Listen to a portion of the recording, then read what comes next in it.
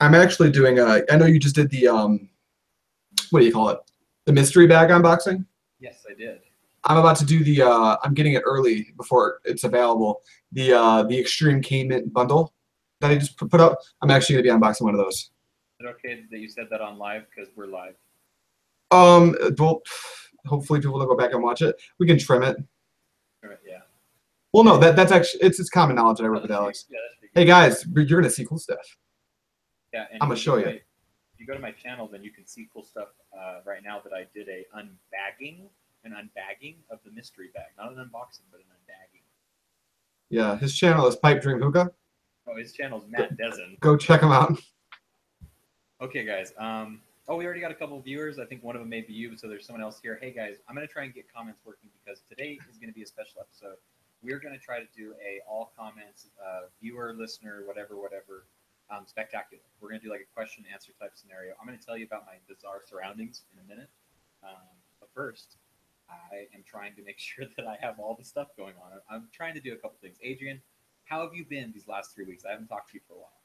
Oh man, other than stressing out about not being able to record video, I've been absolutely outstanding. It's getting snowy over here in Michigan, and that's the best time to drive in Michigan. If you're not familiar with snow driving over here, it's you got to be kind of suicidal. Okay. I do have some comments working, but I only have it because I have both pages up right now, and I'm gonna try and get rid of that eventually. Right now, I'm just gonna stick it out like this or whatever. So let's go ahead and start the show proper. How's that sound? That sounds good to me, man. Sounds great. What's up, evening smokers, afternoon tokers, and AM hookah smokers? This is the AM Hookah Podcast, episode number 8. I messed up and said 7, even though we already have an awesome episode number 7 with Owen. 8. That means we've been on for 4 months now. Holy crap! I know this has been a super exciting time. We've progressed. We've seen some like changes a little bit, and I feel like we're doing some fun stuff, and we've really been enjoying. I have at least the ability to talk about hookah with somebody besides my wife, who just nods her head a lot of times. Yeah, this deal. So I got, for instance, I got Messiah lemon or kiwi lemon is what it's called, and I tried to show it to her. I was like, "Here, experience me popping the seal with me, right?" Like, seal, and I'm like, smell it. And we smell it, and she's like, "Yep, smells like shisha." I'm like, "Oh, no. Shisha." So I'm glad that I can talk to you about it, and you can tell me, yes, there's quite a small, you can smell that hint of. I don't know why I made you sound like that, but yeah. So we got some fun stuff going on today. I'm going to try and make sure that we stay as fun as possible. We have a couple of like quote unquote topics we're going to talk about, and then we're going to hopefully go to an all question the gazanza afterwards. But yeah, let's go ahead. Let me put my notes up. Yeah. So let's talk about what happened these last couple of weeks. I will say that I received a comment, but not on here. My boy Stefan, I always mispronounce this guy's name, and I'm pretty sure he hates me for it. But he's like, "How do I comment?" I think you had to open the live chat. Yeah, if you're on your phone, you got to scroll all the way to the bottom, and there should be something that says live chat, and I think you got to click that, or just ask Adrian on his Facebook. Yeah, but I'm just asking. Yeah, or just do that. It really doesn't matter. But the more you comment here, the more it looks like people think we're relevant. Yes. And that's fun. So. Make us look popular. Yeah, please. Even though none of the comments that happen on the live shows stick around on the video, which really bugs me. I don't like that. It's very strange. Yeah, I don't like that for some reason those comments, because we're talking about these different commenting type stuff, obviously. And if you don't watch it live, I'm not trying to like make sure you should watch it live or something, even though you should. You miss out part of that conversation, because a lot of the fun dirt for the live shows is how the show evolves naturally based on those comments, I feel. And then there's always people asking questions or asking for opinions and stuff, and we'll typically answer those in the comments if we can, or it gives you kind of a timestamp of where that question was asked. We'll answer it vocally. I don't know why Google does that. Google's up to some weird stuff. Google's always been, a biggest headache on doing these shows is technical stuff. So, oh, Google, you being Google. Okay, so good job, Google. Got him. Got him. Okay, we're rambling. We are just doing a lot of rambling. I apologize to anyone listening to the audio-only show. We should timestamp this so that they don't have to hear the rambling part of this, because I'm sure this sounds like, oh my God, just talk about hookah already. There's got to be a way to cut this, but we're not gonna do that. Yeah, So over the last couple of weeks, obviously we were unable to do last Monday's episode. Sadly, just some technical difficulties. As is the nature of our show, that's what separates us from other shows is our technical difficulties. And we want to keep that, I think, right? That was a goal of ours to keep technical. Exactly. I think we got the market cornered for technical difficulties in our Hookah podcast. It's pretty niche, but we're doing it. We're trying to control it. So I went and saw a movie over these last 3 weeks. I went and saw a movie called Coco, which is that Pixar movie about the Day of the Dead. And I know if you look at me, you can't tell, but I'm actually half Hispanic. My mother's maiden name is Rodriguez.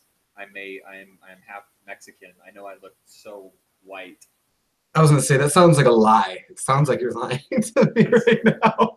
I swear it's not. I swear I'm telling you the truth. And I saw the movie called Coco. It was a real sweet movie. Obviously, a kids movie. I'm not going to go real deep into it. That's what I did this weekend. Plus, I got totally crunk at a holiday party.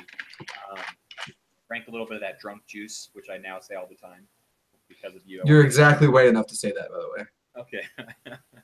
And I had a good time. I've been trying to just relax. I've been staying busy. Got a lot of work to do, obviously. And funny story. That's where this is my office at my job. I knew that if I went home this late at night and tried to record a podcast, my wife would kill me. And I'm not going back to the garage because it's 22 degrees here in Idaho. And I said, screw that. So I decided to steal my job's Wi-Fi and just record a podcast here. Hopefully nobody ever watches this ever, or I'm going to be in trouble, and then this podcast will never happen again. So fingers crossed, I guess. Yes. What about you? What have you been up to these last 3 weeks? Well, like I said, besides stressing about not being able to record video, my CPU basically melted because I do all my editing on a laptop. I've been stressing over that, so smoking more hookah than I usually do, which doesn't seem possible because I'm like a 2 to 3 bowls on a work day type of guy. So I've been smoking a lot of ugly. Do you have any experience with ugly hookah tobacco? I do actually. I smoked the grapefruit mint, the Mawardi. I had I think three or four. So Jim sent me out 6 flavors to do some testing on. And I have the Hit Me is probably my favorite flavor. I don't know if you've had that. That's a solid flavor. And I've got the grapefruit mint. I'm impressed by that. The grapefruit's actually super strong on that. Chi-Town Breeze, Sergeant Huckleberry, Purple Breeze, which is like a great mist is what he calls it. I don't know what mist means, though. It's kind of minty. Don't say that. Oh, that's our favorite flavor on the podcast, actually. We are going to talk about that flavor today, by the way. There's somebody from a hookah group called Hookah Biased, and he says that if we don't talk about Blue Mist, he won't watch. So there's our Blue Mist mention show. That'll get mentioned again. Maybe. Oh, Stefan says he won't tell anyone if you send him some cane mint. I won't tell you if you send me some cane mint. What are you talking about? Sid, what's going on, man? Sid says there's something up with the sound. Is it just one or both of us? Is everything awful? Hey, Matt, can you hear when I do this? I don't hear these do that. Let me see if it's using my thing. I gotta, because remember how we were talking about technical difficulties? We try our best to have them. Does my voice sound any better now? It does, actually. That's sweet. I paid money. You can't see it. My webcam's all the way up there. I paid money for this cute little blue snowball, and I wasn't using it, and that was dumb. Hopefully the sound's a little better now. Sorry. How do I sound? Do I sound okay? Let us know. Yeah, you sound. It's a little fuzzy, but it's probably just you being at work. Maybe. Maybe work sounds bad. I'm gonna readjust my microphone. How's that sound? Louder. I can understand what you're saying. I think that's what matters the most. Okay. Matt is incredibly quiet, and Adrian is incredibly good looking. Oh, loud is what loud. I'm gonna go with the first one. I misread that. All right. Now that people are actually watching, maybe we should talk about hookah. We should get into the hookah talk for sure. And obviously, we're talking about ugly hookah just a little bit, so I'm gonna let you go a little bit longer on that. You said that he sent you some flavors, and you've tried a few. And what are your thoughts overall? Now, you've tried the lemon mint, obviously, before from Ugly. Yeah, I overall thought of Ugly. Ugly, Jim's a really interesting guy. He makes his tobacco in a way that not a lot of people do. He uses exclusively honey, and obviously glycerin is the binding agents for the tobacco, which there's some other brands that do that, like Trifecta uses honey and molasses. So it takes like almost too much heat, in my opinion. You got to use like 3 cubes just to get it going. But if you have cubes around, that's not really a problem. I wouldn't use a heat management device, but all of the flavors are super buzzy because it's 0.79 nicotine content as opposed to the 0.05. nicotine content found in most blonde leaf shisha tobaccos. But the flavor profiles, honestly, are all pretty solid. I'm a huge fan of the Chi Town Breeze and the Hit Me. And I'm not even sure what the Hit Me even is. It's just super fruity, awesome flavor. I was gonna say I remember it, and maybe I'm thinking of Roller Coaster or Hit Me. I don't know which, but is there like a touch of mint inside of the Hit Me? Hit Me does have mint. Roller Coaster is actually orange and double apple. Okay, so I'm thinking of something different, but I do remember hearing about Hit Me, and it was a sweet flavor with a little bit of a mint kick. Rob from Dude Where's My Hookah, because he's a cool guy, I want to pimp his channel. He was not a huge fan of Hit Me, but he liked it for mixes, is what he said. Yeah, it's like super fruity and it's super sweet. Cutting it with mint is my favorite thing to do so far. I haven't tried Ugly as mint, but Trifecta's Twice the Ice is solid. Stone Mint's good. Cane Mint goes good with everything. Ugly actually mixes very well with Trifecta. If you haven't ever done that, you can just pack it like you would normally pack a dense pack instead of a extra dense pack. I think some people call it for Tangiers. But you just get just do a dense. Just like don't try to dry it out by pressing it down. That's the difference, I think. I don't know. Well, I have enjoyed the stuff from Ugly that I've tried. I'll be the first to say that I want to try more. I've only had, I want to say 4 to 5 of their flavors. I really enjoyed everything that I did try.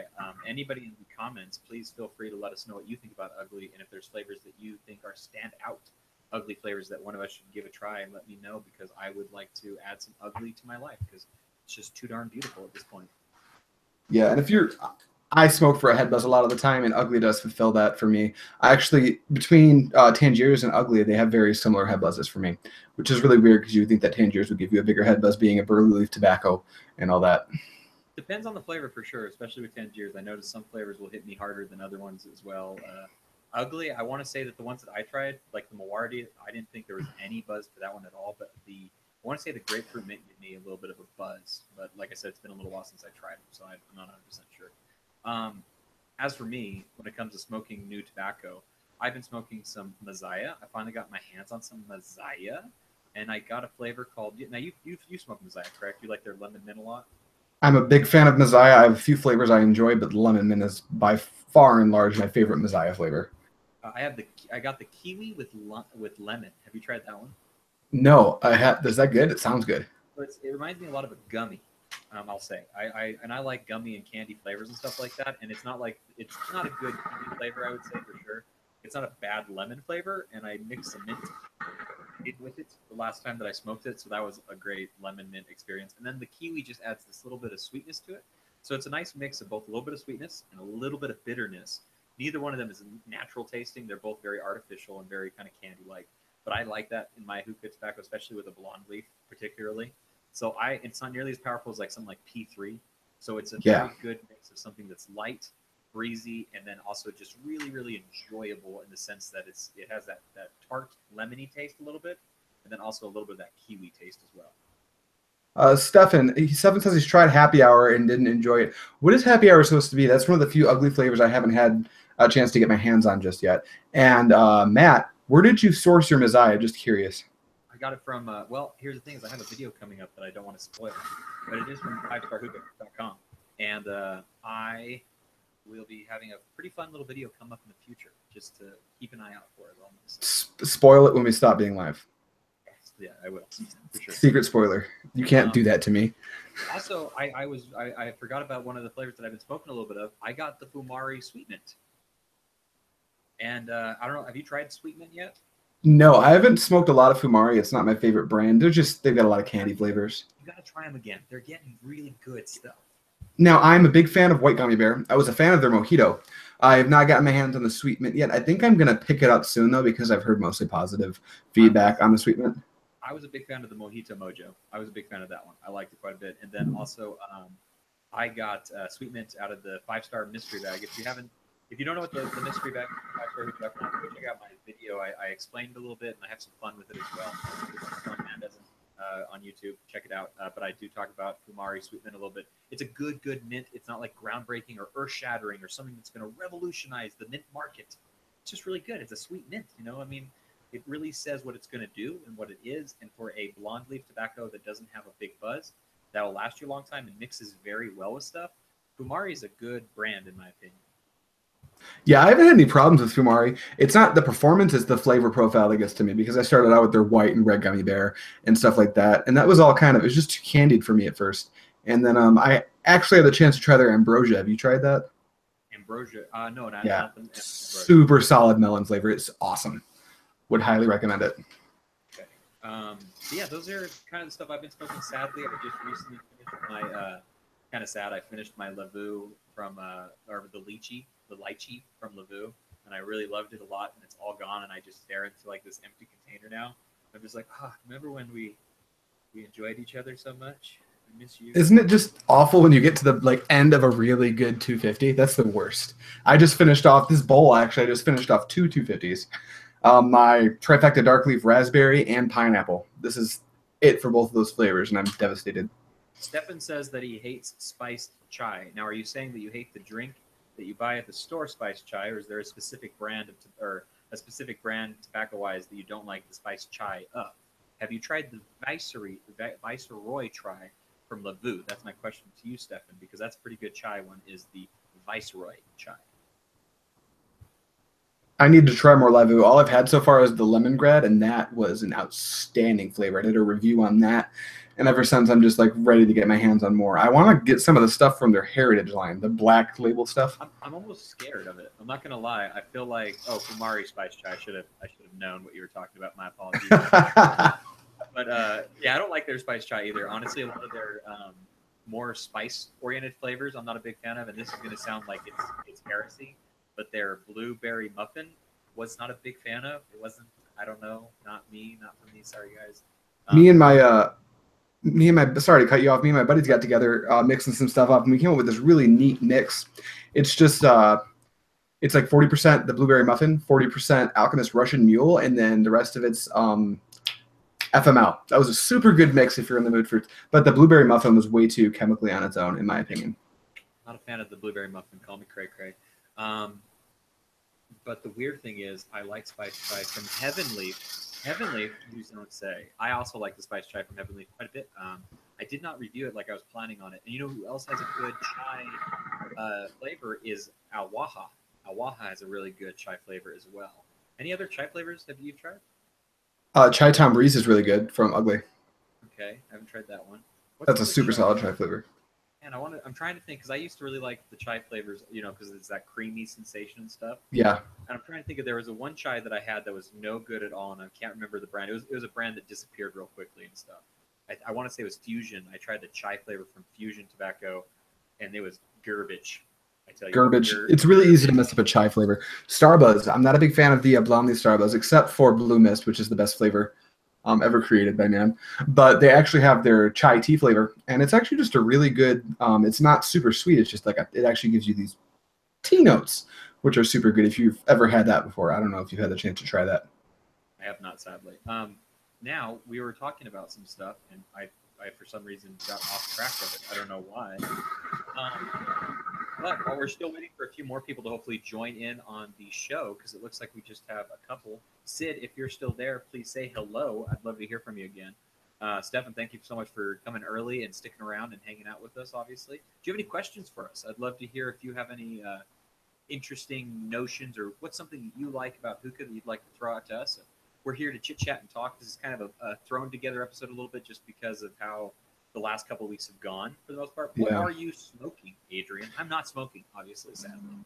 Ooh, that's my favorite question. I'm smoking a mix. It's totally just the dark leaf mix. It's like I said, pineapple and raspberry by Trifecta with some stone mint at a 40-40-20 mix.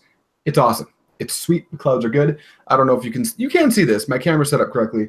Provost with a Generation 1. I was able to get my hand on a first generation 80 feet bowl, which is awesome if you've never had one of those. And Dirty Money color. Aviator, and my favorite hose. Oh, I got a hose that I got to talk to you about. I can't say it on camera because it's for my super secret video, but it'll make you happy. I like Tangier's end of story. There's nothing wrong with that. Like, I do a lot of reviewing, but if I didn't, I'm pretty sure 90% of my stash would just be Tangier's. I'm just being honest. So, okay, so this leads into kind of a fun story, at least from my side of things. But I did reviews for a couple, I don't know, I would say probably close to 2 to 3 years before I stopped doing reviews. And then now I've gotten back into it and done more community-based stuff and everything. But when I was doing reviews, I was smoking a lot of stuff under the sun, obviously, because I wanted to pump out as much content as I possibly could. And then when I stopped doing as much reviews, I only bought Tangiers only. That was the only thing I ever bought. I only bought passion fruit, limon, schnozberry, or what is it? Schnozberries? Yeah. Schnozberry. The guava, obviously. Like, I only got Tangiers flavors because, to me, for the price of what you paid, you got not only that great flavor, a little bit of that buzz, and you got that long-lasting appeal. Like, I don't know. There's nothing wrong with enjoying purely Tangiers, in my opinion. I think that it's a good brand, and if it's on your shelf, I feel like you got pretty good taste sometimes. I'd be in big trouble if they sold it locally and I could just go to a store and buy it. That would be an issue for me. Oh, yeah, I would too. My cane budget would be limitless. When I went to Vegas and I saw it hanging on a shelf, and you could just reach out and grab it and pay for it, it was like this amazing experience. It's like, man, I need to live here. Yeah, it's it's funny. We were talking about El Waha, and I just found a place locally that carries their whole line, and I mean all of it. I mean, it's a lot. And I'm just gonna pick up their entire Arctic line. Yes, but get blueberry guava. Blueberry guava. I'm gonna get blueberry guava. They sell them for $10 or $2.50, or $200. I think is what they sell them by. Yeah, super good. I'm so jealous of you right now. Yeah, I'm jealous of me. Let's see. It says that Stefan says, Adrian, have you tried the cashmere peach? I have. Cashmere peach has actually become very quickly my favorite Tangiers flavor. It is wild. I never considered myself a huge fan of floral flavors, having had alfalfa rose, and I've had a couple of what is it, like a lavender flavor, I think. But I picked up this cashmere peach, and it's Alex's favorite mix. So from over at 5 Star, he likes to do K Peach Cane, and I was like, give me that K Peach Cane, Alex. I'm gonna try that and see how good it is. And the first time I mixed it, I did like 40% cane, 60% K Peach. It's wild. It's like the peach is very much at the back end of the flavor. The front end is like this really crazy floral, earthy kind of I don't know. It's a spice flavor. It's like a floral spice flavor, and it's really hard to pin down exactly what's happening. All I know is it's good. It's just super good. Would recommend. As a matter of fact, I'm planning to get all the other cashmere flavors just to try them because I'm gonna need a lot of cane though, because I just like to mix everything with cane when I'm smoking Tang, and it's a problem. I'm probably gonna have to order a kilo. Does it mix with cane? Everything mixes with cane. But wait, what if you were to mix cane with cane? Then it would be better. Okay. I just wanted to double check. Low key, this is what Stefan says. He says that his low key mix that he loves is Morning Glory, cane mint, and cashmere peach. I have all those, and I'm smoking when we're done with the podcast, like straight up. And I'm gonna DM you and tell you how it is because it sounds good. And then Sid only ever had Tang nor cane mint. Nor is their flagship line. You can't go wrong. Their Burley is solid if you like a really heavy smoke. I wouldn't go down to Burkook. If you can already smoke Nor, I don't think Burkook has anything for you. I think Burkook also loses flavor. Did you ever try Lucid? I don't think they do Lucid. No, I've had the F line, but I've never tried Lucid. Okay, F line was crazy. Oh my gosh, I tried the. What did I get from the F line? It was cocoa. And there was a strawberry one. They had a strawberry flavor that they had on the F line for a while, and no, it was orange soda. Holy crap, blew my mind. Not because it was amazing or anything, but because it fudged me up. It was so intense. I think there's like caffeine in there or some crazy shit. It is. F-line is caffeinated. That's awesome. Tobacco. I don't know about that. It was crazy. Seems like cancer. Stefan says if you like cashmere flavors, get some bug powder. If I understand it correctly, bug powder is all of the cashmere flavors together, right? Yes, and when I had bug powder a long-ass time ago, so I'm not saying that this is still what it tastes like. It tasted like sour candy to me, and it was so good because it tasted like legitimate sour powder. Like that's what I thought bug powder was for the longest time, was sour powder flavor, because that's what it tasted like to me. I don't know if I got a weird batch or what happened, but to me it tasted like pretty much it. Yes. Oh no, wait. He might be saying that to you, not to me actually. That's probably to me. Yeah, you're probably just thinking of P3 that you just put some mustard in. I don't know. I have no clue. Okay. Anyways, yeah. So, what are some of your I mean, I'm trying to think of somewhere to go off Tangiers just real quick. What are your top 3 Tangiers flavors? So far, out of Tangiers, I haven't had the chance to try Mamone, which I'm pretty sure I'm supposed to do since Lemon Mint is my favorite flavor profile. But so far, cane, obviously. I mean, maybe I should say the top 3 minus cane because I feel like cane's going to be in everybody's top 3. Cashmere Peach definitely shot right up to the top of that list. Dark Plum is outstanding. And if you've ever had Summer Solstice Celebration, man, it is a good flavor. You're speaking to my heart right now. My Oh, top yeah? my top three, excluding King. excluding Kane, would be Summer Solstice Celebration, Static Starlight, and my third one, which is ever revolving, probably would have to be Peach Cobbler, because I love Ooh, that Peach Cobbler flavor. It was so good. that sounds good. Let's see. Yeah, Stefan's favorite top 3 Tangiers flavors is Cane, Cane, and Cane. Kane. I can get So behind that. Sid, question for you. What brand do you enjoy? Obviously, we talked a lot about Tangiers right now. We smoke a lot of different tobaccos. What is something that you either smoke a lot of or that you enjoy to smoke? What is it? And then also, Cashmere Peaches or Cashmere Peach and Blackberry. Blackberry is a really good Tangiers flavor as well, especially for mixing purposes. For it Is being it? over sweetness, like the sweetness factor of it, really, really good. That's exciting for me because I've had blackberry flavors. Like Hayes makes a decent blackberry. I've had some other blackberries. Blackberries to me just come out like a conglomerate of sweet, I don't know, corn syrup flavor. That's what I've had so far. But I've heard that Tangier's blackberry is pretty good, and I really want to try a good blackberry because so far I've had awful experiences. Eric, no joke. One of my favorite sessions that I ever had in my entire life smoking hookah was when I got Tangier's horchata, and I put horchata in my face. It was just amazing. It tasted like I was basically just digesting sweet cream, and it was just absolutely wonderful. Tangier's horchata to me has always been something that I can go back to, and it's like I don't want to say this. I don't want this to come out wrong, but I feel like Tangier's horchata is both one of their best flavors and worst flavors, because you can get it smoking like fire and lit and amazing, and you can also taste or make it taste not good at all. Um, Yeah, Tangiers is like that in general, though. If you don't have your pack down, you can fuck anything up, even but cane. even just what Stefan just said, he said horchata is good when it's a fresh batch, and I agree with that. If it's not a fresh batch, if it's been sitting for a little while, it honestly affects the taste quite a bit, and I really do. Horchata and peach cobbler is like neck and neck for me when it comes to third place. But there was a time when horchata would probably be number one. Passion fruit used to be number one until I got sick of smoking that so much. But yeah, You know what haze flavor just came into my life that I am now a huge fan of and mix with everything? Bananarama.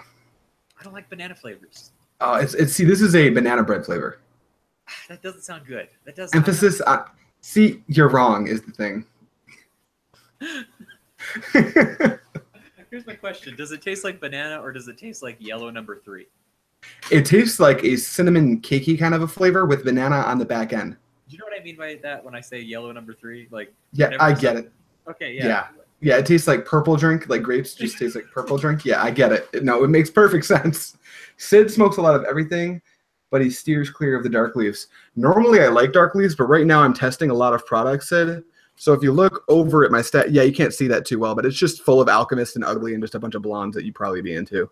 But Ugly, while it is a blonde leaf, definitely smokes kind of like a dark leaf. Maybe not so much in the pack all the time, but I mean, you get a buzz. It's a little bit of a stronger smoke overall. Yeah, it does get you in the throat a little bit because of the nicotine too. So yeah, maybe if you're not a big dark leaf smoker, stay away from select ugly flavors. Certain flavors are different than others. And if you try Frozen Lakes, yes, immediately, yes, just don't even mix it. Just smoke it straight and tell me what you think because it's a solid flavor. So did you ever used to smoke Alpaca watermelon? I still smoke Alpaca watermelon, but it used to be better than it is now. Yes, and that's what Frozen Lakes reminds me of. Frozen Lakes to me is what I remember Alpaca watermelon mixing with mint, AF watermelon mint. If you were to mix those two together back in the day, that's what Frozen Lakes reminds me of smoking. That's outstanding. Like it so much. Yeah, because it gives me a nostalgia vibe to it. So just a question for you, because I remember about a year ago, there was a lot of talk about what brands are on the social media groups. There's a lot of talk about what brands produce the best clouds. And Haze always got brought up. How do you find Haze to produce clouds? Do you think it's one of the best, or middle of the road? What do you think? Above middle of the road. I think that if you go for pure clouds, I think you're going to kind of go on this. It's going to be Trifecta and Tangiers are kind of neck and neck in my opinion. I think Tangiers you can still edge out a little bit, but Trifecta you can get really good clouds with minimal amount of effort. I think going right underneath that, you get this whole other tier of flavors that are almost all the same in a lot of ways. Like Black Lava does a really good job of getting clouds. Haze does a good job of getting clouds. Like I would say, like if there's 3 tiers, Haze would be in the 2nd tier, I would say. That's fair. There were a lot of people talking about Haze just being the best cloud producer, and I haven't found that to be the case. I was going to say the same thing. Trifecta at Darkleaf has actually been the best cloud producer for me, even better than Tangiers, to be honest. Although being a newer Tangier smoker, I think I have great Tangier sessions, but someone could probably come up and pack a bowl of Tangiers and show me what I'm doing wrong. Being out in Michigan, away from the big conglomerate of hookah smokers, I don't have any. I'm the only Tangier smoker in Michigan. Not literally, but probably it's a 2-figure number of us out here in Michigan smoking Tangiers. I like how you're like literally I'm the only person. Okay, not literally, but like I am the only. Literally, not literally. Oh, Stefan, have I mixed alfalfa, grapefruit, and cane yet? Absolutely. As soon as you recommended that to me, as soon as I got my cane in, because I have this problem where I don't order cane before I run out. I order cane as I'm smoking my last bowl of cane, so I go for a week without cane. It's not good. It's like self-deprivation.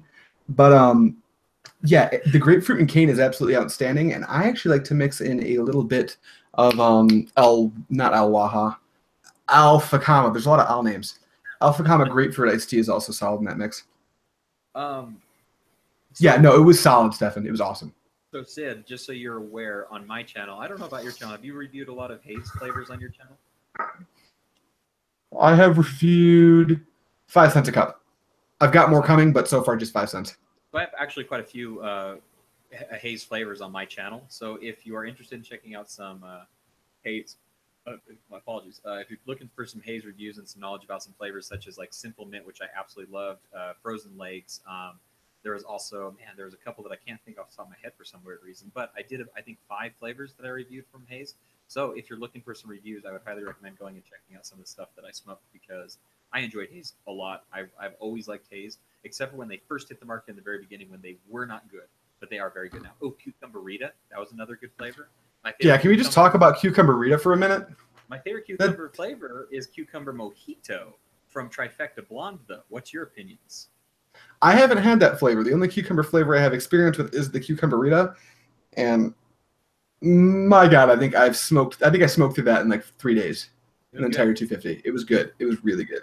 I smoked through it within like 3 days, and I had just the 100-gram container of it, and it was like every single smoke, and like I was purposely loading my bowl larger just so I could like smoke it just a little bit longer. Like I was using more tobacco than I normally would because I just wanted to sit there and smoke it because it was very, very good. It was awesome.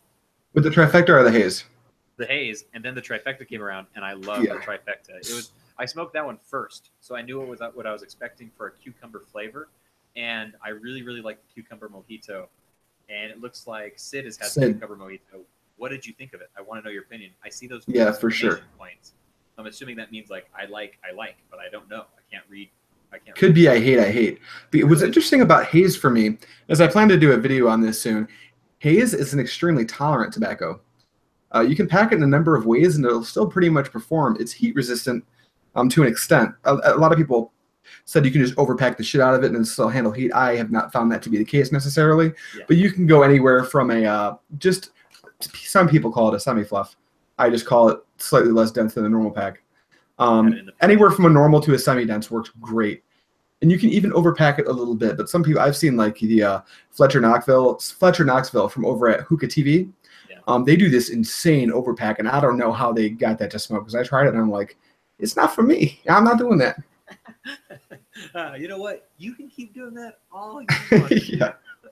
I think Fletcher's probably just better at smoking than me. There you go. Those lungs. That beard, right? He has that giant beard. When you have a beard like that, your lung capacity can accept more. That's what happens. He grows hairs on the inside of his lungs. That's how that works. Of course, duh. What was I going to say? Oh, she said that, or Sid said that. I don't know if it's a he or a she. I apologize if I gave you a gender that you're not. I think Sid just recently followed me on Instagram. He is a gentleman. Okay, he is a strapping young lad. I only said she because my sister-in-law is a Sid, so that's the Sid that came to my mind. So I apologize. But in those old pouches too, that's where I tried Cucumber Mojito as well. I tried a bunch of Trifecta stuff with the pouches. I actually did I hate bringing up content that we've done on our YouTube channel because I feel like we're asking viewers to go over and watch on those channels, but we do want you to. I want to make sure that you understand that the content that we put out here on A.M Hookah Podcast channel is for the podcast, obviously, and hopefully eventually some content that's specific towards a different sort of generalization of hookah stuff. We're trying to still figure out that sort of stuff. Bouncing off quickly from what you just said, I do want to announce this now because I can record again, and I'm excited and want to record a bunch of stuff. But I do have a video that I'm going to upload onto this channel, exclusive to this channel, and it's on the talk for a second. Okay, so he's going to go and surprise us with something, so that's exciting. But yeah, hopefully we'll get more content up on this as well, as we are trying to make sure that we have a good amount of content on our own channels, personal, and then also on this channel as well. So I'm going to be doing a first impressions video like I've done in the past on Facebook. And I thought this channel would be a really good place to just be like, hey, you want to see something cool? Here's what I think of this before I do the actual review and measure and everything. And it's going to be on this hookah right here. The Alchemist Initiate, a newer hookah to the market. And I feel like people are starting to kind of look at this. And I can tell you right now, I recommend this, but I'll tell you why in the video I upload in a few days. Now that matte black finish just looks so nice. I'm sorry I'm so close. I'm trying to get my volume to be a little louder. I don't know. Does this look weird to you guys? I don't know. No, that's fine. Oh, your eyes are brown. Yeah, it's because I'm filled with chocolate. Stefan wants to know if we assumed his gender. Yes. Yeah, I did. I assumed you were a Pikachu. I thought you identified at. Yeah, I'm not going there actually. I love you, Stefan. Anyways, let's go ahead and keep talking about some hookah stuff. Obviously, Eric stopped by for a second. I don't know if Eric is still here. Eric, if you are still here, please shoot us a comment of some kind. Also, we have a new person, Gustif, this not at the 10th, 11th, 12th. I don't know what that number is. But you, Gus, I'm going to call you Gus. I apologize if you don't respond well to Gus. Do you have any questions for us here on the A.M Hookah Podcast? We are talking about anything and everything that is hookah related, be it tobacco, be it pipes, be it coals, or be it tongs. I don't care. But we will answer a question if you ask us. Oh, Eric, you are still here. Feel free to ask a question of any kind. I do got a question for you, though, Adrian. Talking about haze, obviously, a little bit. Have you ever tried the haze coals? No, I haven't. I actually picked some up recently to try, and I haven't even broken into it yet because I just found charcoal flare. And I didn't know if they were good or not. I actually really like charcoal flare now, so I'm going to smoke through those first. Are those? Because I do want to do a review. I have flats and the quarter circles, but I'm specifically obsessed with the quarter circles. I'm not a big Lotus user. I'm actually getting the new Lotus for review. It's coming in the mail now.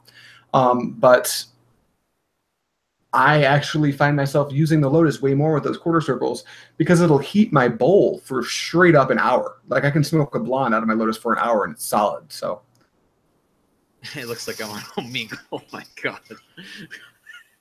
Don't pan the camera down, please, or do anything for views. Oh gosh, we can't. That's gonna be an edit somewhere down the line. Okay, but the one thing I don't like about Cocoa Flares, not that I've ever used them, so I have not a whole lot to go off of, but they look like they use so much coal. Like I would much rather use 2 or 3 flats compared to how many Cocoa Flares it looks like is being in use. Like, do you feel like you go through the box a little bit more? Not with the flats. I use the same amount of flats as I do for something like earths or titaniums. But for the quarter circles, you pay more. The box costs the same as a box of flats, and it's the same weight, but you use more per session.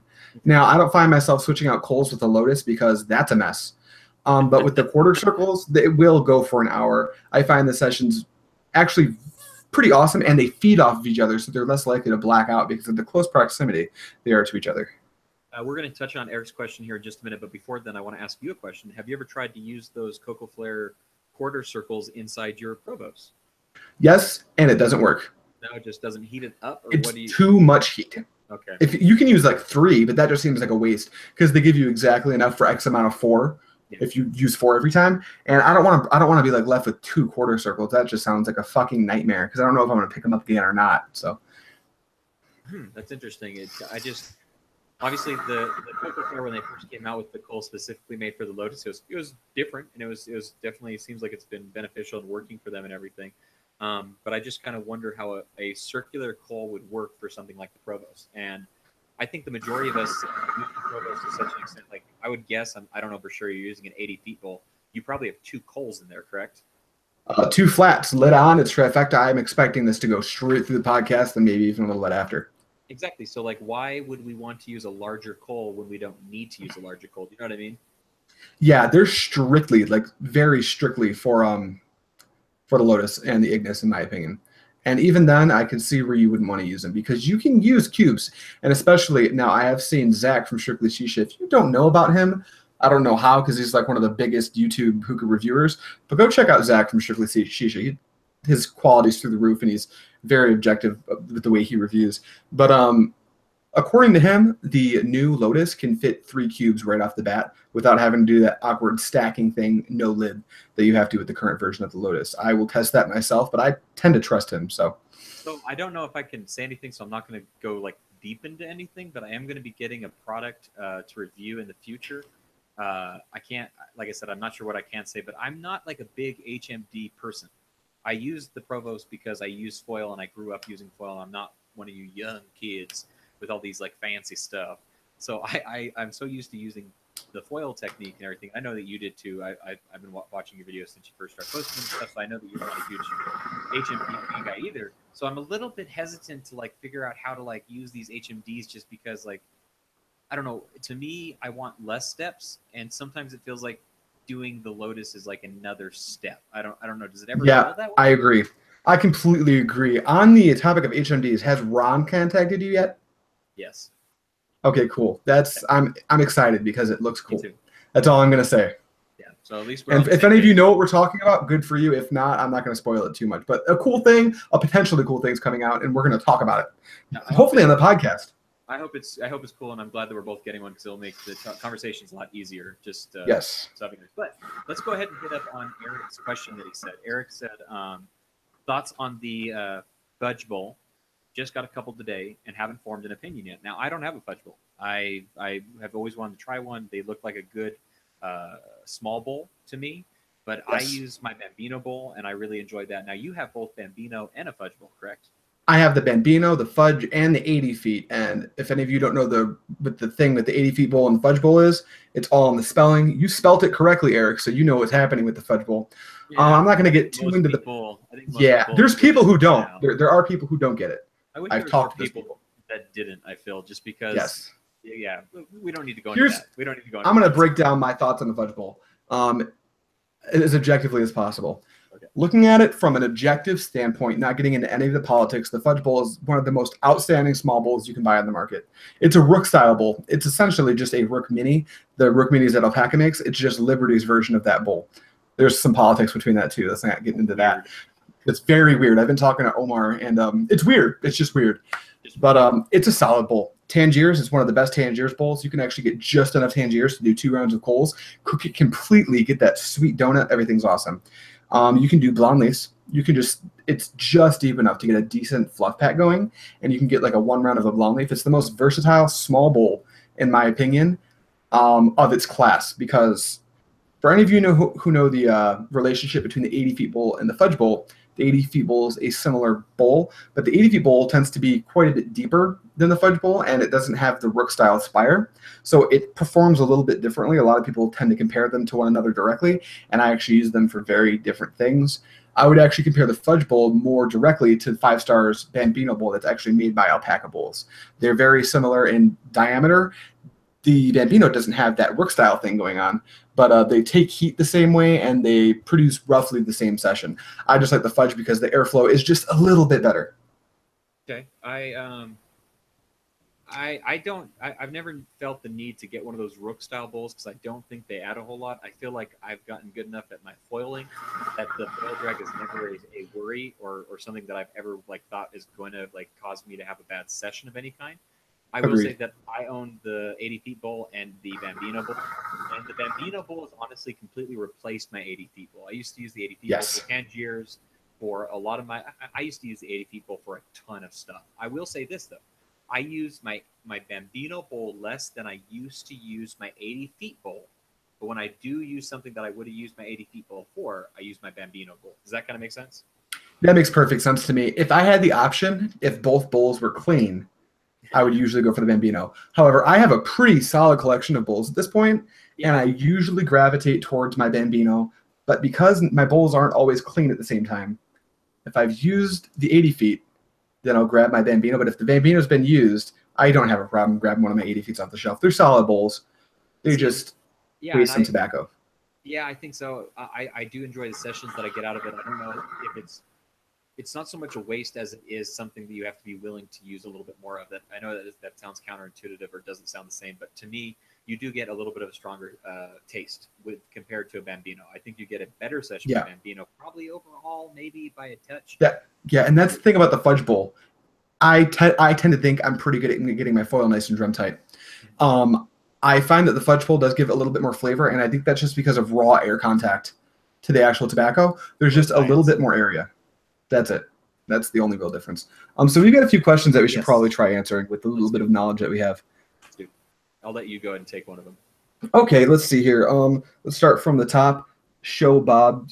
We need to start like a Patreon account. We'll get some Bobs going. I'll do anything for money. If I hear it ding, then I'll show Bob's. Sounds good. Now, I think his name's Gustav. I don't know my Roman numerals. X111, is that the 8th? I don't know how that works. But was an early adapter for the Lotus and tried out the AOT for a while, but eventually stuck to foil after a while, although I am curious about the Lotus Plus. Might give it a shot. Yeah, I can't speak to that just yet because I haven't tried it. What I can say, if you're curious, shoot over to Strictly Shisha. Solid review on that. So do you know anything about Stefan's question? Okay, he says that, why do I see people use the Provost without foil? Is that safe, and what does it do? What's the main purpose? So I think that, so I'll be honest, if you watch my my Provost review, it's actually a terrible review. I need to redo it completely because there's a point in it where I do actually put the Provost directly on top of my tobacco, and I was using a alien funnel bowl. And what I did is I used tinfoil, and I put it around the alien funnel bowl, and then I cut out the edges of the foil and I laid it right on top of it to keep it stuck in place. So I kind of used it what I would kind of imagine would be a metal screen, because they used to make metal screens for where you'd put it on top of your bowl instead of using like tinfoil. You just use a metal screen and stuff. And I kind of agreed you wouldn't talk about that. Well, I sadly am. But I'll be the first to say that's not the best way to use it after doing it many times. I didn't do it once. I did it many times. I thought that's kind of how it was supposed to be used to a point. I didn't realize how well you could use it with just foil and the Provost like I do nowadays. I don't think there's anything wrong with it. I just don't think you're going to get a good session, because the nice thing about the Provost, tell me if you disagree, you get foil, then you get Provost, then you get your coals. So you're getting that small little in-between separation that allows you to either use a little bit more heat, and it also allows the heat to like kind of stick around a little bit more, and it gives you a better session overall, where if you're putting direct heat or metal, in this case direct heat and metal, onto your tobacco, you run the risk of burning it at that point as well. And you know what? No one talks about this, and it makes me mad because it's probably one of my favorite things. It eliminates the mess. So much. It really you don't have to deal with the ash in the tray. I know the ashtrays are for collecting ash, but I don't want ash on this. I just want to look at that. It's aesthetic. It's just aesthetic. I don't remember the last time I put ash on my ashtray. I'm not gonna lie. If I'm using the Provost, like sometimes I'll jiggle it like inside of it if I really feel like I need to. But for the most part, I leave it. I sit it. I close the lid and I rotate the whole thing after about 40 minutes, and then I'm good to go. Like I don't ash a whole lot anymore with the Provost. Am I doing it wrong? I don't think so. I just wait till the coals are burnt down, and then the nice thing about the Provost, I need new coals. Let's pick the Provost up, take them over to the burner, and put the coals in the Provost to put the Provost back in a direction that it wasn't before, so it cooks different parts of the tobacco, and it works out really well. But yeah, I typically, the only bowl that I could fathom using the AOT on, or the Provost on, would be the apple on top, because that's design. That is what I do. Like, so I know what I just said was counterintuitive, because if you have the apple on top bowl, you don't put foil on that.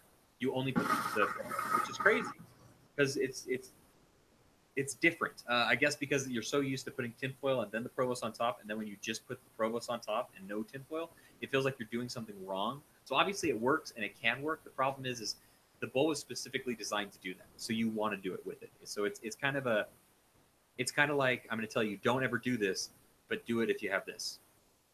Yeah, absolutely. And then Eric, I don't know if this is a question. He says he's curious about the fudge because the outside seems almost ceramic, more than my 80 feet 80. But he's having a session right now and it seems great. I haven't noticed any ceramic on my fudge bowl. However, I have noticed that the build quality, it seems they put less effort into building that bowl than they do the 80 feet. A lot of people not like HJ's products. I'm actually a very big fan of a lot of HJ's bowls, especially the wide gauge Harmony. It's my favorite large bowl. It's about as large as I'm willing to go in a bowl, and I love it for blondes. So take that for what it's worth. I like that whole sentence. Everything you just said there was something that we should like get on a shirt. I like it for blondes. I like it. Yeah, I was talking to someone earlier about blondes versus dark leaves, and it got weird, and it was awesome. So Stefan just said, or let's go back to what Eric was saying. I want to talk about bowls a little bit because most bowls we're told are made out of like American clay. We're told that are made out of like stoneware or shisha ware. To be honest, the majority of them all feel about the same on the outside. It's kind of rare that you find something feels like excellently built. I'll be the first to say I love my mason bowl with the deepest part of my heart.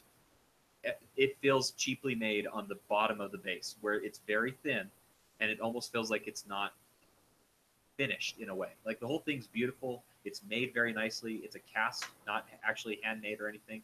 But like you look at the very bottom and it's very thin. It's way thinner than you would expect it to be.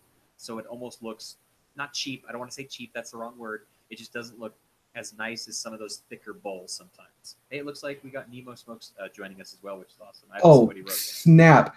The person of the day. What's going on, man? How you doing, Owen? Okay. So yeah, I just wanted to say about all bowls. For the most part, I'm not going to say any are.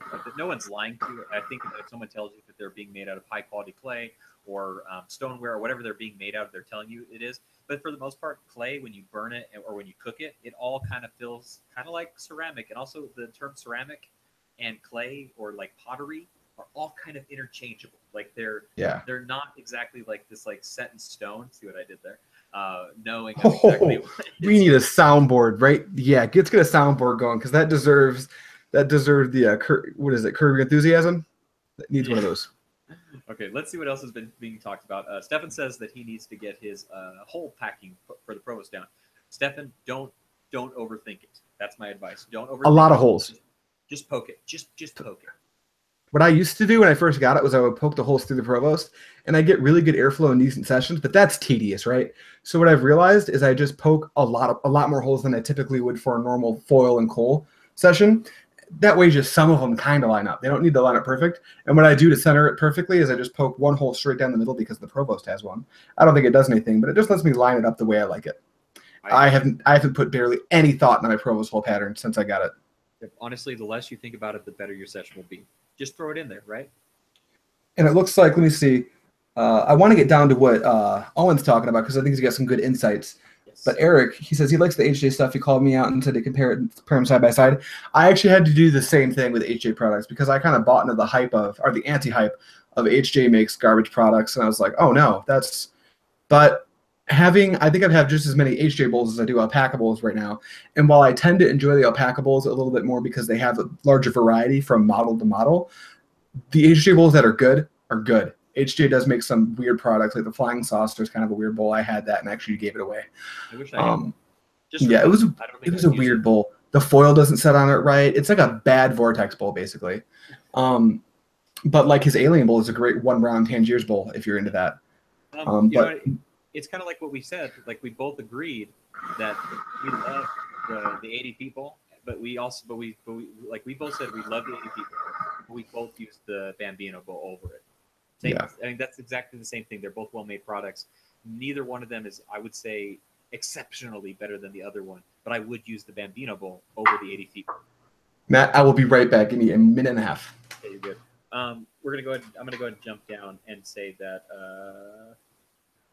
Nemo Smokes. What's up, Owen? How are you doing? If you guys don't know, in our last episode, we actually had a guest with us, and the guest was Owen. Thank you so much for joining us. Still one of my absolute favorite episodes to be a part of. And we talked about bowls in that one. So hopefully we move on from bowls in a little bit, but I'm cool with answering any questions anybody wants to ask, obviously. But Owen, he says, I always put the provost back in the same way. It was the second round and then tilt the lid opposite way. If I put it elsewhere, it permanently scorches the tobacco on the second round. I agree with that. It took me a little while to kind of realize that the position of how you kind of lay the lid, either at the beginning of a session, towards the end of a session, even in the middle of a session, is very, it affects quite a bit of the longevity of your tobacco because you're concentrating heat, right? And you want to make sure that your concentration of heat is going to go either in one direction or another direction, but you want it to be as evenly as possible. So it's important, just as you said in your next comment about you don't need to rotate it. You don't need to rotate it to cook it properly. You just need to make sure you're paying attention to where your lid is. I feel like the lid is probably the most important part of the provost, and that may sound obvious. I don't know. I'm back and nothing's on fire. This is amazing. So I assume you were just talking about Owen's comments on the provost. Yes. Did you say that you agreed? Yes, I did. I said that. That you do need to pay attention to how you're using the lid. I said that the lid is one of the more important parts of the entire provost system because that's where your concentration of heat is going to generate from. So if you are putting it all the way on during the entire session, like you need to be mindful of how much heat you're putting onto something if you need to put that much heat on it. Like he says, towards the end of the round for the second round, he makes sure to take the lid and tilt it a little bit to kind of relieve some of that heat at least. Yeah, that makes perfect sense to me. But yeah, Nemo smokes hookah. Nemo does smoke hookah, if you didn't know that already. Go and check out his channel too, by the way. Owen does great video reviews, and he's getting back into it real soon. He just released one, I believe it was last week. So go and check out Nemo Smokes 24. Awesome content over there all the time, obviously. That dude knows a lot too. Like he just knows stuff that I didn't know people could know. Yeah, he's so watch his stuff. Thinkers, they call them. Yeah, I'm not, so I like watching his stuff so I can be around someone who is. But hey, let's move on. Hopefully, I would love to hear some more questions from you guys. Until you can think of a question, I'm going to go ahead and throw something towards you, Adrian, for a moment. What is something, and everyone else, please answer this as well. I'd love to hear your guys' thoughts as well on this. What's something different about today smoking hookah than it was when you first started smoking hookah in the very beginning? Something different. So you want me to answer this question first? Yes, if you could. Okay, so my hookah smoking career, if you will, is much shorter than yours, and I'd imagine a lot of the people on this chat, I kind of did a crash course thing to get into this. But I wonder, is your question oriented more towards industry or personal experience? I don't mind the industry stuff, but I would love to hear. Oh, hey, what's up, Tristan? Thank you so much for joining us. Right now, we're going to be talking about some classic smoking habits compared to new smoking habits or industry, or however we want to take the question and fly with it. But if you have any questions, please let us know as well. But I would personally prefer a personal and compared to an industry type thing. Maybe we can talk industry later. Okay, so personal, the biggest thing that changed for me is what you would assume would change for every hookah smoker. I started out at a lounge, and I was like, this is the coolest fucking thing in the world. And I was like, I want to get one for me. I'm going to go get one. I'm going to go to the store and get one. So I went to the store. And when I say store, I mean it wasn't a gas station. It was a smoke shop that specialized in cigarettes and cigars. But I get there, and I'm like, hey, guys, I want a fucking hookah. And they're like, we're going to get you a hookah, dog. And I got this really bad. For anyone who's familiar with the 360 brand, it was a brand that's really prevalent here in Dearborn for worse. And I picked up this 360 hookah. It came with this really bad ceramic bowl. And I was smoking on that. And the hose, it was like came with rust in it. Like it came pre-rusted for me. They were very thoughtful. And I smoked out of this ceramic bowl. And you know what? I still thought it was the greatest thing in the world. Like when you start, that's why I hate when people bash on people who are still using ceramic bowls and stuff. Like there's a way to teach people without going, hey, boy, you're doing it wrong. I don't think that's the right angle to take. But I did that, and then I did that for a few months. And then I found out that there was this thing called the Egyptian bowl. And I was like, oh, this looks like it's thicker than the ceramic bowl, and I keep burning my sessions. So I picked that up, and I come to find, oh, this is an actual thing. Like people use this. This is a thing you use. And then slowly it just kind of evolved from there. I ended up on the Facebook groups. I found out that funnel bowls were a thing, picked up my first two bowls, which were the Goodfella V3 and the Alien bowl. And eventually I got a silicone hose. My first hose was the D hose. That wasn't one of those crappy rusty hoses. And it just, for me, it was just the natural progression that I imagine most people go through of you start with the crap that they sell in the store next to your house. You find people that do it better than you, and you slowly learn how to do it better. And here we are now. I mean, I got some work to do. There's some people, like I don't have a mason bowl, so I'm not even really a smoker yet. But I enjoy hookah more now than I did when I first got it, which I didn't know was possible. So yeah, take that for what it's worth. I honestly, I feel the exact same way you do it, man. I started at a lounge. I thought it was amazing. They had like these Egyptian hookahs. At first, I thought they were like the shit, but it turns out they were like the knockoff Egyptian hookahs. And I finally got like a KM. That was my first big get.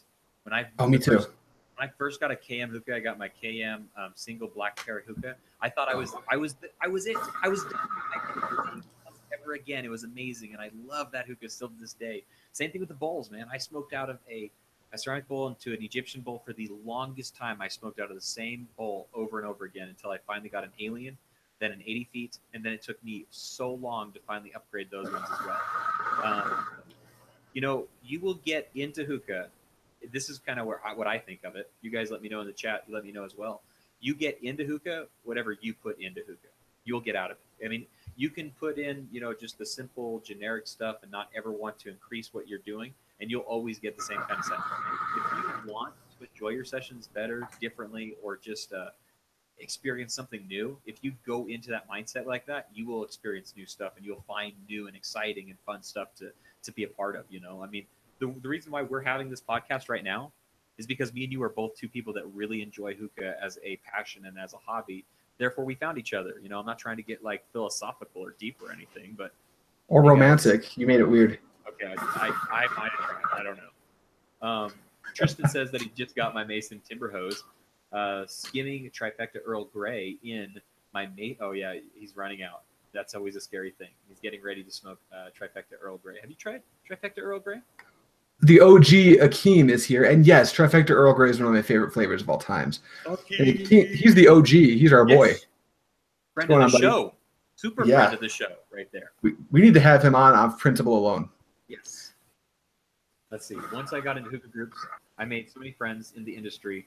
For example, Chris, Alex, Jack, Starkus, Matt, Moz, and Ron. You know what the cool thing about today's industry-wise compared to old school industry-wise? Now, first hookah was a $15 hookah, and it was terrible on Amazon. What's up, guy? Man, how old school do we want to kick it? So, do you know Sahara Smoke, obviously? Do you know who Jonathan is from Sahara Smoke? He's one of the main guys at Sahara Smoke. He was one of the very first industry people that I ever actually started talking to on a regular basis, and he helped me get into the reviewing of tobacco and hookahs and stuff like that. And back in the day, companies were never as shown as they are today with things like Jim is for ugly hookah tobacco, and Nemo is for Mason Bowl, and even the vendors. That's the crazy thing. I know everyone wants to rat on Hookah John all the time, but Hookah John made it cool to like vendors. That we would absolutely. We would not care about who is selling us. We're buying all this stuff secondhand. Don't forget, when you buy a Fokker, you're buying it from a vendor. You're buying it secondhand. This guy bought this stuff and is now selling it to you. This guy is literally a middleman. And Hookah John made it cool to like the middleman. That's why we love Hookah Junkie. That's why we love 5-Star Hookah. That's why we love Hookah Dash Shisha. Like all these things. I'm not saying stop bagging on them or anything like that. I'm just saying that this is the way that the industry has changed in such a way, and I find it interesting, honestly. Yeah, it's like that. I think that's the state of business in general. With social media being so prevalent now, it just tends to be the way things go. Yeah. When you can identify personally with a brand, you're more likely to give your money to that brand. When a brand has a face, it's easier to give them money. Yes, not to sound like capitalistic or like nasty or ugly or icky right. or something like that, but legitimately, Ron wants you to think he's a nice guy because Ron wants you to be his customer. Nothing wrong with that at all. There's nothing. We're all just here. Everybody wins if you do it right. They make their money because that's what they're doing for a living. You get to smoke your good shit because that's your hobby. And the people up at the top who are making this stuff get to make money from doing what they're passionate about, which is actually producing this tobacco or hookahs or coals or hoses or whatever the fuck it is that they're producing for you guys to use. Yep. Tristan actually has an Art Aviator hookah. I know that you really love your Aviator. I'm using it right now. I feel like I see you use that one. Probably the majority of times I see you smoke it, you use that one, correct? It's because of its size at half mast. When you only use one of the stem pieces, it's just like, dude, it's just what are you gonna do? It's just I can take it everywhere. It's great. God, you're scaring me. You are making me terrified right now. Want to see me flip it? No. Anyone want to see me flip it? I'm not gonna do it. Don't say yes. Akeem, our homeboy, he recently got an Ottoman N4 and he loves it so far. Those are those really cool glass pipes with the metal tray that stick out on the side a little bit. I think those look really cool, but I think the metal tray is not cool because you really can't use it. It's like a play joke. I don't know. Matt, very quickly, I wasn't sure how long this was going to go because with the initial start time of 8:15, I wasn't sure how long we'd be going. I got to hop out at 9:45 for a few moments. If you want to continue past that, that is fine. But I will be absent for a few moments. I would love to. Sadly, I'm going to probably have to cut out when you cut out as well. We're getting rolling with the amount of people that are in the chat. In fact, let's go ahead and die down now. This feels like a pretty good time. I hate to do it because this has been so much fun and we have so many people talking and stuff like that. And I appreciate you guys sticking around and hanging out with us for as long as you did. Thank you so much. Please, I'm not trying to sell us to you, but please hit that subscribe button and that bell icon so the next time we do a live show, you can get here early enough that we can spend the entire time together. Because this was awesome. Yeah. This was a very, what was the best word for it? This was very impromptu. We didn't have a lot scheduled because my dumbass was editing on a laptop, like I said, and they're not built for that. So I destroyed it. But now that I can record again, we can do this. And what do you think? You good for next Monday? You want to do it? Want to do a double? I hope we can do next Monday. That way we can get back on track because we're not going to do Christmas probably. So no, I'm going to say no to Christmas. I'm so sorry, Akeem, and I'm so sorry, Tristan, because both of you guys just joined just now, and I would love to answer more questions for you guys. So let us put this on a rain check. We're going to try to meet back next Monday, and we will, do everything we can to be a part with you guys. Make sure you're either commenting, hitting us up on Twitter. I'm at only Matt Dozen.